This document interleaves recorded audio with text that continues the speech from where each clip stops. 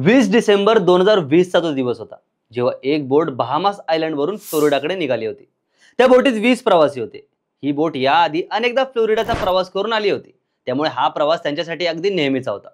पण समुद्राच्या मधोमध या बोटीला असं काहीतरी झालं की ती बोट अचानक गायबच झाली।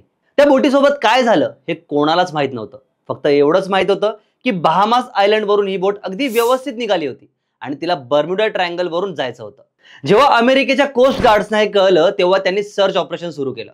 4 दिवस आणि 4 रात्री समुद्राचा तो भाग पिंजून काढला, पण बोटीचा एक तुकडा सुद्धा सापडला नाही।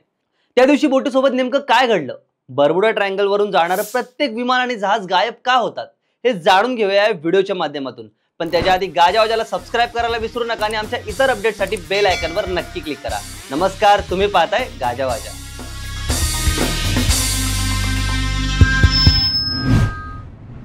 आपण सगळ्यांनी बर्म्युडा ट्रायंगलच्या गोष्टी ऐकल्याच आहेत। बर्म्युडा ट्रायंगल म्हणजे अटलांटिक महासागरातला एक मोठा भाग।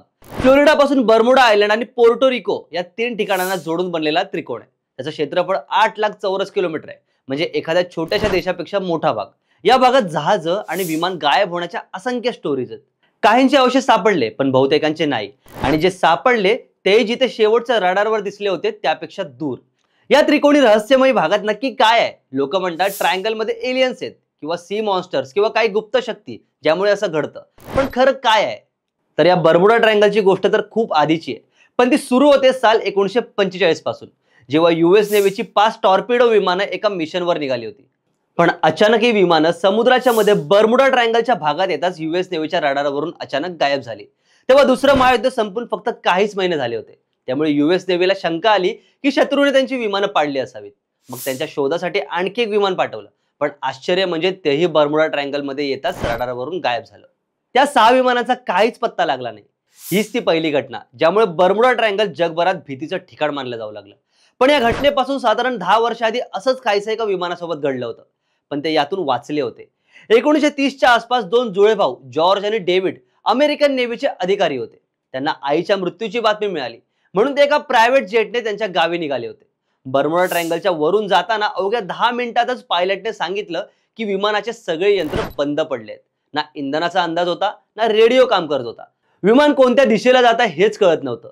त्या भावांचं म्हणणं होतं की इतक्या उंचीवरूनही त्यांना ना एकही जहाज दिसलं, ना जमिनीचा छोटासा तुकडा, फक्त पाणी आणि पाणीच दिसत होतं।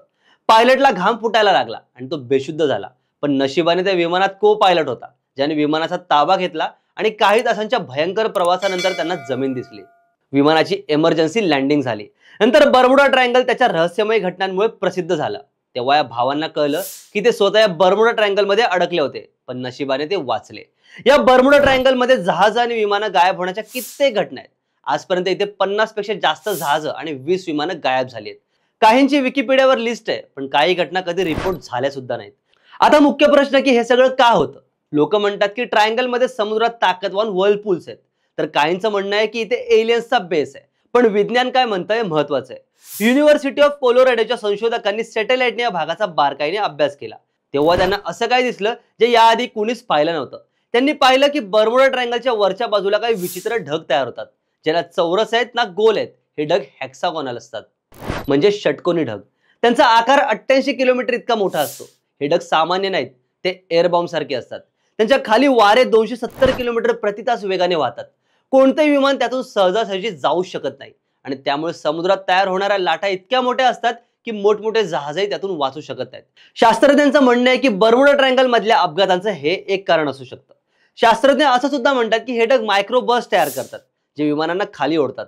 तसंच ट्रायंगल मध्ये मिथेन गॅसचे बबल्स समुद्रातून बाहेर येतात, जे पाण्याची घनता कमी करतात, त्यामुळे जहाज बुडतं। इथे कंपास सुद्धा नीट चालत नाही, कारण हे चुंबकीय क्षेत्र बदलतं। पण तरीही आजही याचे सगळे रहस्य उकलले नाहीत। काही घटनांना स्पष्टीकरण आहे, पण काही आजही रहस्यमय आहेत।